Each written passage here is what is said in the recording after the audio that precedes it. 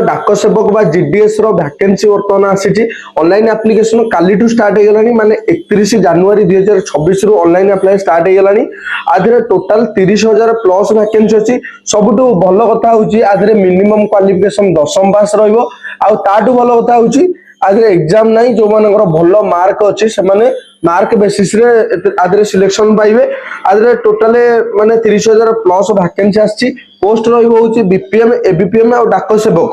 माने branch post master assistant branch post master एवं डाक सेवक रो पोस्ट रहइबो आधरे टोटल एज क्राइटेरिया रहइबो मिनिमम एज 18 वर्ष मैक्सिमम एज होची 40 वर्ष एटा ऑनलाइन एप्लिकेशन होची 31 जनवरी 2026 रु स्टार्ट हेची जहार लास्ट डेट होची 16 फरवरी 2024 आउ आधरे सैलरी रहइबो